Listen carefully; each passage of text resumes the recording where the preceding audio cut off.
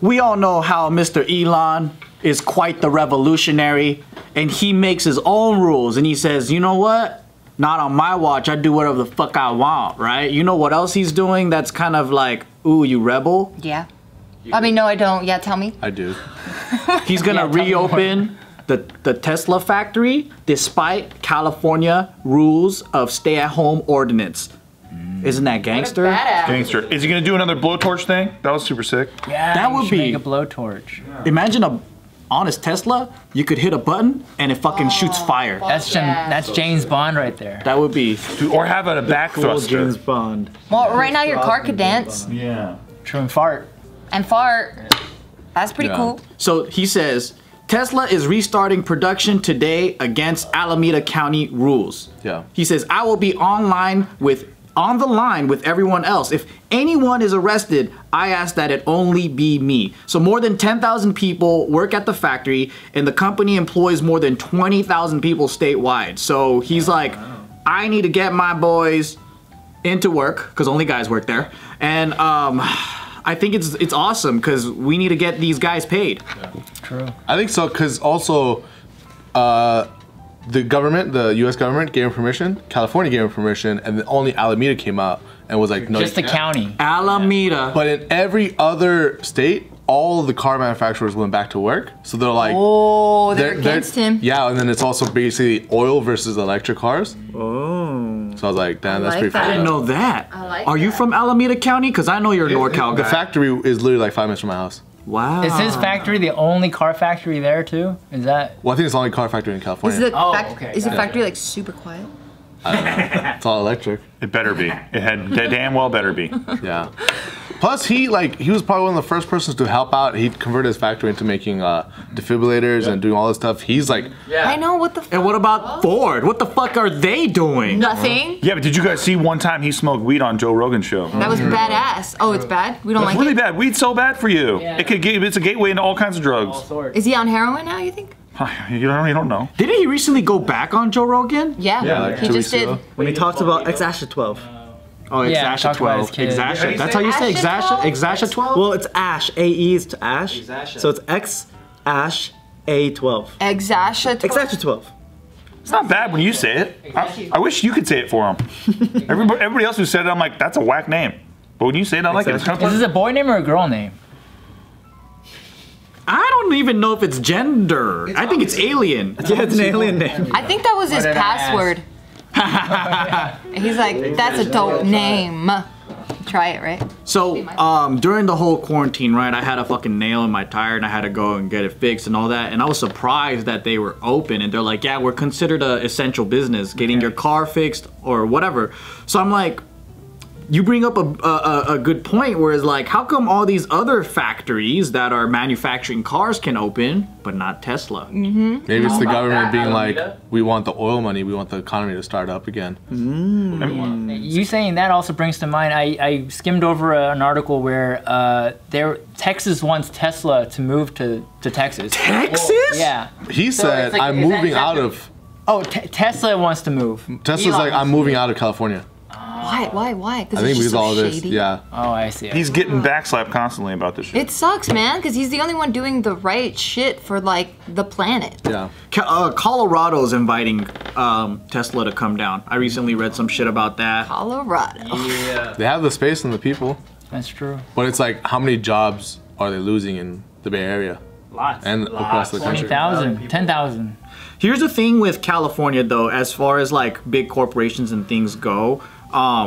Most states, right, they give tax breaks because they want companies to come to their state because it creates economy and jobs and workers and all this stuff. So all the states are battling at each other, but they're actually fucking each other over because it's like, hey, Nadeem, bring your Amazon over to me. Let's say he's Jeff Nadeem's those. And then you fucking come over to my state of Delaware, right? And then you bring your fucking business here. And then after a while, I'm like, all right, bro, like I gotta collect some kind of tax from you. And so I start doing that and you go, well, I'm going to Nevada then. And so back in the day, California was that. We had a lot of employees, we had all this stuff. And then it got to the point where we're not collecting that much tax from all the companies. So when we start to collect, that's when they start running away. They're like, oh fuck, we fucked up, guys. Of course people are gonna bounce. Yeah. Plus, it's like their car sales, obviously because of the virus and nobody's like buying cars and doing that stuff. But out of everyone there was like the lowest. But it's like there were one of the highest car sales and like people are switching over. Yeah. So it's like, damn, like they are losing a shit ton of money. And like, especially being in California, them, like everyone's able to start, you're able to go to a car dealership now, but they can't open up their factory to make cars. Yeah. When every single other car factory can. Do you think that they are being selfish though? Bringing 10,000 people in to like a factory to work and like violating these orders? Depends on how they do it. You could argue it. Yeah, I read this article and like, yeah, I know a lot of workers in the factory are complaining about how Elon is seeing us just as numbers, and if we get sick, he's going to replace us, all this kind of stuff. But you could argue that, right? Valid, very valid. Especially, that's why people with pre-existing conditions should already be very careful about all this shit, right? Like even, they're not the ones wearing masks at the grocery store. Yeah. Okay, those people are already at home, hopefully isolated. So, but then the worry is that the people who do have to go get the stuff at the grocery store or go get food, come back home and interact with those people in some way and they somehow get it. So there is, I see concerns on both sides of it. At least with like the pre-existing conditions and stuff like that, you can still make an argument for why you can't work and still be on unemployment. Correct. And you should. And I hope that they pay these fuckers That does qualify too. though. I hope that they pay, I hope that these fuckers pay these people because I'm hearing about this next bill. They're going to do a $4 trillion one or $3 trillion one, and it's going to be another $1,200 to people. So it's like, great, you got even more money this time, and everyone gets the same amount as last time. Like, yeah, but it's like, because with that, it's like, who's actually getting the money? Exactly, people at the top. If it's like that divided by how many Americans, it depends on which bill. Like if you divide that $4 trillion into all the Americans, it should be way more than 1,200. Damn straight. Why is the stock market still running up while everyone is still fucked at home without jobs? Like the whole thing of it is the money's going to the tippy top, and so the stock market gets to be all healthy and run and all this shit, while people are like, fuck, I can't even pay rent. Well, there's like a couple different things with that, right? Like they're trying to put out fires in different areas. I think one of the fires is unemployment and the fact that they add on $600 a week on top of the regular unemployment. I think they're trying to find solutions. Incentivized to stay unemployed because they're making more than going. But that's on purpose. It's not like oh, we accidentally incentivize people. It's like, hey, we want people to stay home and be safe and not spread the shit around. Amen. But they should forgive rent too. Like none of this is enough. Like even $600 extra is not enough. They should forgive mortgages. I think it's not to the point where they're like, we've done all we've done and we're done. Like no, I don't think any lawmakers are like, we've done it, guys. Let's pat ourselves on the back and stop working. No, I agree. People are still trying to come up with solutions, and I think that's one of the problems that they've been addressing is the rent issue. It's like the first fire was, how do we get people not to become homeless through this? And that's, getting rid of evictions. And it's like after that, what do we do with back pay and stuff? And I think it's like it's a lot of problems, and people are trying to find the right answers, but we're not there yet because there's a lot of people you need to talk to. But it's also there's still a lot of corruption and people making millions and billions off of. People always try to take advantage of the situation, for sure. Well, it's just the big people that the whole reason, like all these like lobbyists and like people that are in the government. We're giving scraps, dude. That's all I'm saying. Like that's what's stunning about it to me is that I know that there are some people in government who are trying to do good. I just don't think that many of them are. Yeah, I mean, I don't believe in lobbying. Lobbying is like you're just paying for whatever you want to happen in the government. So lobbying controls like 90% of those fuckers. Yeah, that's why it's infiltrated by special interest, and they're gonna get the lion's share of the pie, while the rest of us get a very, very, very small fraction. It's supposed to be like 12,000 or 20,000 per person. For what? It would have been if they had just divvied up the money right. Yeah. Correct. And that's for every citizen, Do you not also, so with that viewpoint though, do you not believe in bailing out the economy in any way? No, I want a bailout for the people, though. Also, how do you feel about the stock market or even like companies? Well, you can't just bail out the stock market and stuff like that, because also that is a huge thing of like all these people that are the company. You're just giving them a shit ton of money so they stay in business. But if you give money to the people, they're gonna have to spend it.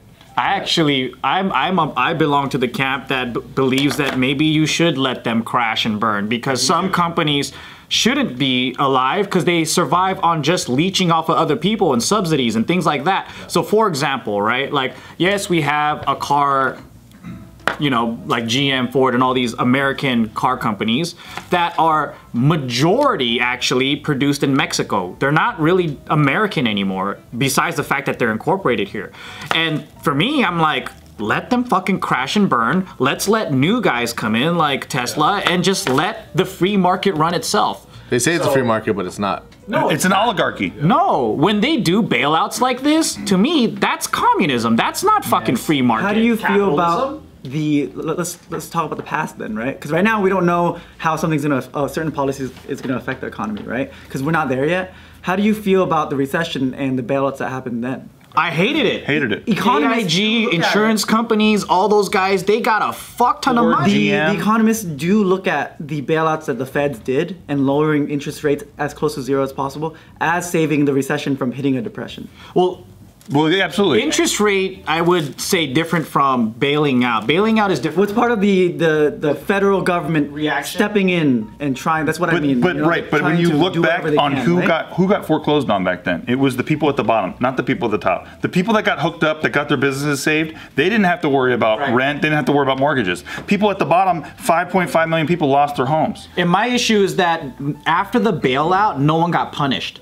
Look it up. So that's the difference here, right? Is I'm saying that they do say that if they didn't do certain steps, I'm just telling you guys what the facts are, right? Great. And they do say that if they didn't take certain steps, like with the Federal Reserve, then the economy would have been way worse, where more people would have lost their jobs.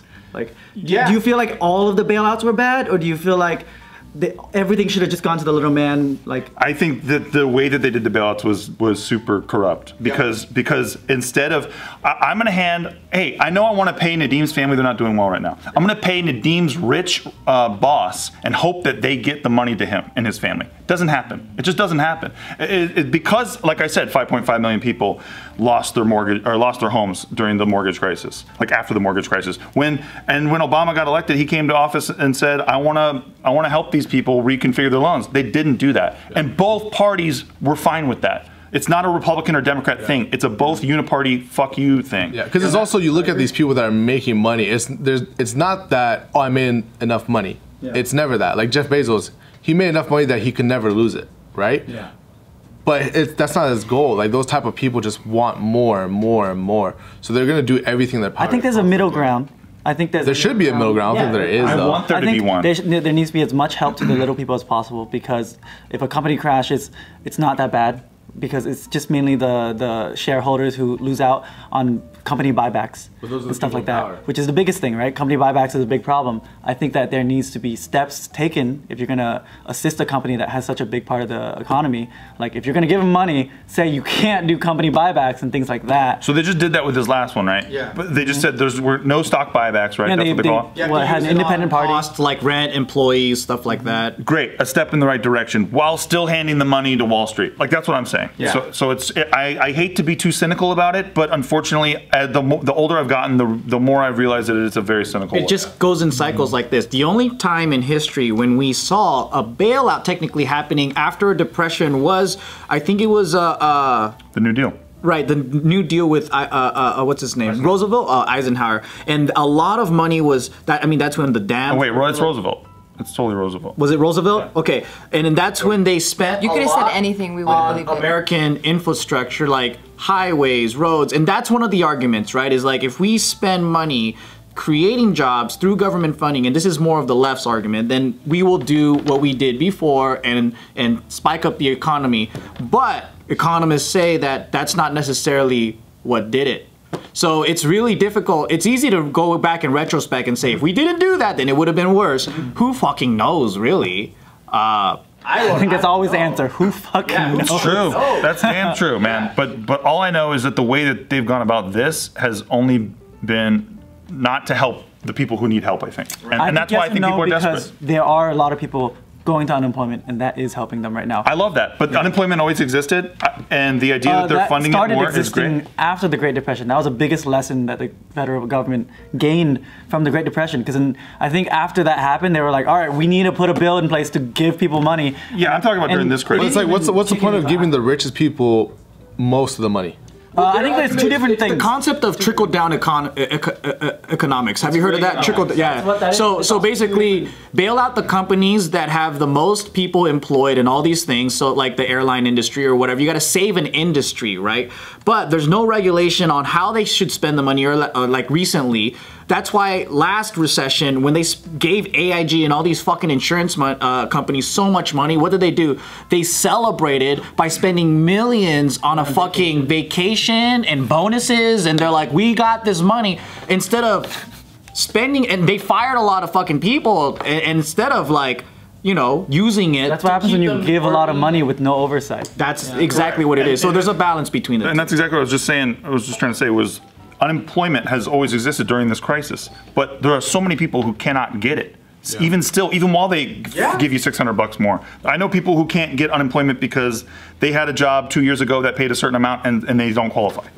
Yeah. For my argument, it's like, why do they get their cake and eat it too, and no punishment? Especially the bankers and the mortgage lenders and everybody who created the recession. No one got punished for it, man. Right. They pushed Bernanke, but they didn't really get in trouble, and I think that's the issue. Nobody went to jail. Yeah. And walk into somebody's house who is fucked right now, who doesn't have a job, and tell them that the stock market just recovered yesterday. You know, there's a separation right now going on, like a class separation, where there are people in Wall Street who it's always gravy, it's always bitching. Even when things are low, things are high. Because they're the first to get bailed out. We don't get bailed out. And how people were getting foreclosed in the 2008 recession is they would do this. So banks, they're fucking tricky, right? They'll see who owes what on their mortgage. Let's say you have $1 million home, right? Let's say you owe only 100 grand on that home. So you built $900,000 in equity. You can't make your payments. They're gonna come after you and say, hey, you didn't pay your rent in the last, a mortgage in the last 5 months, man. I'm repoing your house, I'm taking it. So the bank takes it, and for a very little amount of money, they just took 900 grand from you. And that's what was happening to a lot of people. And I think that's the kind of predatory shit that I don't like. Because these banks get bailed out, but while they're getting bailed out, they turn around and they fuck all these people. So that happens a lot. And I think those are the things that no one's really regulating or seeing. And I'm like, why should they get bailed out? And instead of going, hey, we got bailed out, so I know you guys can't make the mortgage payment, it's cool. It should trickle down that way. But they get bailed out and then they fuck other people who aren't paying them back. And it's a nightmare to them that the money could go to the people who would be buying the mortgage, because our entire banking system is based on people getting into debt so that they have to constantly overpay for what they bought, and that's a fair trade, right? That's what we all agreed to. But this protects that system and doesn't let the people at the bottom buy their own homes. Like instead, the banks get to buy cheaper mortgages, and then they get spared when they run out of money.